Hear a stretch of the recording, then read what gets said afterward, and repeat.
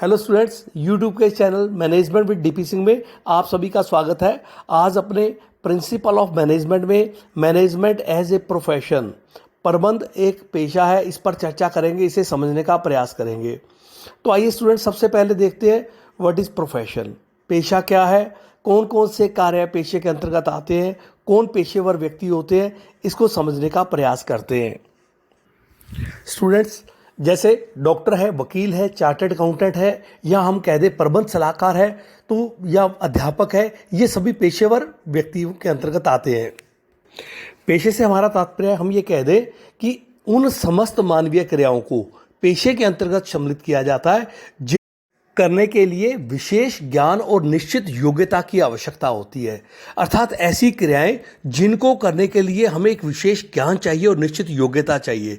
और ये कैसे मिलती है ज्ञान और योग्यता? शिक्षण, निर्धारित शिक्षण और प्रशिक्षण द्वारा ये ज्ञान और योग्यता प्राप्त होती है। इस प्रकार के पेशेवर व्यक्तियों का एक नियंत्रण करने के लिए एक पेशेवर संस्था होती है, एक सेंट्रल बॉडी होती है जो इन पर नियंत्रण करती है। इसके साथ साथ इनके ऊपर एक कोड ऑफ कंडक्ट, अपने कह दें आचार संहिता लागू होती है, जिसके अनुसार इसे कार्य करना होता है। इसके साथ साथ इसमें यह भी है कि इस प्रकार के जो पेशेवर व्यक्ति होते हैं, इनका अपने ग्राहकों के साथ एक विश्वासित संबंध होता है। अर्थात उसमें किसी प्रकार का त्रुटि होने पर या उसमें मिसकंडक्ट होने पर इनके ऊपर कार्रवाई की जा सकती है, दंडात्मक कार्रवाई हो सकती है। इसलिए कहा जाता है इनका अपने पेशेवर व्यक्तियों का अपने ग्राहकों के साथ विश्वासित संबंध होता है। और इनका प्रमुख उद्देश्य सेवा करना और गौण उद्देश्य लाभ कमाना होता है। ये या तो नियोक्ता के यहाँ कर्मचारी के रूप में कार्य करते हैं अथवा इंडिपेंडेंटली ये अपना अलग से कार्य करते हैं, अर्थात व्यक्तिगत तौर पर कार्य करते हैं। और इनकी सफलता का मूल्यांकन, योग्यता का मूल्यांकन पैसे की बजाय सामाजिक प्रतिष्ठा के आधार पर किया जाता है। तो ये था प्रोफेशन या पेशा और इसकी विशेषताएं। तो आइए स्टूडेंट, अब देखते हैं प्रबंध पेशा है या नहीं। देखिए, जैसा आपने पेशे की डेफिनेशन में या इसकी अर्थ में देखा कि इसमें एक व्यवस्थित ज्ञान है। हमने कहा कि विशेष ज्ञान और निश्चित योग्यता की आवश्यकता होती है कोई भी पेशे से संबंधित कार्य करने के लिए। तो निश्चित तौर पर प्रबंध करने के लिए भी विशेष ज्ञान और निश्चित योग्यता चाहिए। वैसे ही हमने कहा पेशे में ये ज्ञान और योग्यता निश्चित शिक्षण और प्रशिक्षण से प्राप्त होती है। तो प्रबंध संबंधी कार्य करने के लिए जो विशेष ज्ञान योग्यता चाहिए वो भी निश्चित शिक्षण और प्रशिक्षण द्वारा, जैसे एमबीए करना है और उसके बाद उसमें उनको ट्रेनिंग दी जाती है, तो उसके माध्यम से इनको प्राप्त होती है। आचार संहिता का, कोड ऑफ कंडक्ट का होना, तो प्रबंध के अंतर्गत भी जो प्रोफेशनल होते हैं इनके ऊपर कोड ऑफ कंडक्ट लागू होता है, आचार संहिता लागू होती है, इनको किस प्रकार कार्य करना है।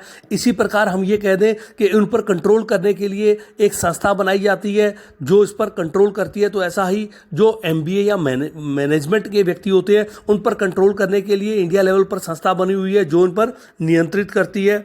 इसी प्रकार हम ये कह दें कि इनका भी अपने ग्राहकों के साथ या अपने जो भी इनके कस्टमर हैं या जो भी इनसे साथ रिलेटेड व्यक्ति होते हैं उनके साथ इनका विश्वासित संबंध होता है। और इनका भी प्रमुख उद्देश्य सेवा करना और गौण उद्देश्य लाभ कमाना होता है।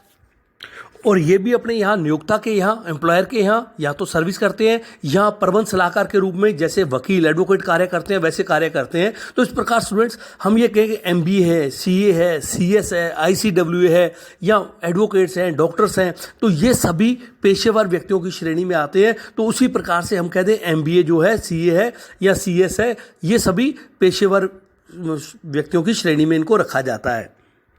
इस प्रकार स्टूडेंट, यदि हम विश्व की ओर देखें कि क्या विश्व में प्रबंध एक पेशा बन चुका है, तो हमें यह दिखाई देता है कि वास्तव में जो विकसित राष्ट्र है उसमें तो प्रबंध पूरी तरह पेशे के रूप में लगभग विकसित हो गया है। लेकिन जो विकासशील राष्ट्र है या कुछ अन्य कारणों से वहाँ अभी तक प्रबंध पूरी तरह पेशे के रूप में विकसित नहीं हुआ, लेकिन वहाँ ये एक प्रक्रिया के अंतर्गत है, वहाँ ये प्रक्रिया चल रही है। इसमें प्रमुख कमियां जो रह जाती है, जैसे स्वामित्व और प्रबंध का एक ही हाथों में होना, कि जो मालिक है और जो मैनेजर हैं, हम ये कह दें कि जो वहाँ सीईओ होते हैं उनका प्राय एक होना, या हम ये कह दें उद्योगों का धीरे धीरे उन देशों में विकास होना, या शिक्षण प्रशिक्षण की सीमित सीमाएं, उनकी सुविधाएं होना। इसी प्रकार हम ये कह दें कि कोई परंपरागत तरीके से प्रबंध करना या साधनों की कम उपलब्धता होना, या इस प्रकार से श्रम संघों का अभाव होना, हमने ये कह दें प्रबंध संघों का अभाव होना, तो ये ऐसी कुछ कमी है जिसके कारण से हम कहते हैं विकासशील देशों में प्रबंध धीरे धीरे पेशा बनता जा रहा है। स्टूडेंट्स, भारत में भी अनेक प्रकार से ऐसे कार्य किए जा रहे हैं जिससे प्रबंध को पेशे के रूप में हम विकसित किया जा सके।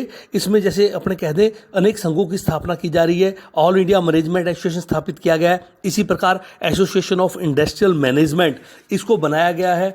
हम इसके साथ साथ ये कह दें कि जो भारतीय कंपनी शिव है, कंपनी सेक्रेटरी संस्थान, इसको बनाया गया। चार्टर्ड अकाउंटेंट्स इंस्टीट्यूट है, इसको स्थापित किया गया है। इसी प्रकार cost and works accounts institute है, इसको बनाया गया। भारतीय सेवी वर्गीय प्रबंध संस्थान है, ये बनाए गए। और यहाँ तक कि जो राजकीय उपक्रम है इसमें भी इंडस्ट्रियल मैनेजमेंट पूल बनाए जा रहे हैं, जिससे कि हम पेशेवर व्यक्तियों का प्रबंध के रूप में, हम प्रबंधक के रूप में पेशेवर व्यक्तियों का विकास कर सकें। दूसरे कुछ विद्वानों द्वारा ये भी कहा जाता है कि मैनेजमेंट नॉट फुली प्रोफेशन, ये एक पूरा पेशा नहीं है। कारण है कि इसके अंतर्गत वो कहते हैं कि प्रबंध के ज्ञान का अभी तक पूरी तरह विकास जैसा होना चाहिए था वो नहीं हुआ। प्रबंध के सिद्धांतों की भी अपनी सीमाएं हैं। इसी प्रकार प्रबंध के शिक्षण और प्रशिक्षण संबंधी जो सुविधाएं हैं वो बड़ी सीमित हैं। जो अपने कहते हैं कोड ऑफ कंडक्ट है वो अभी तक पूरी तरह इसका डेवलपमेंट नहीं हुआ या पूरी तरह प्रभावशाली नहीं है वो।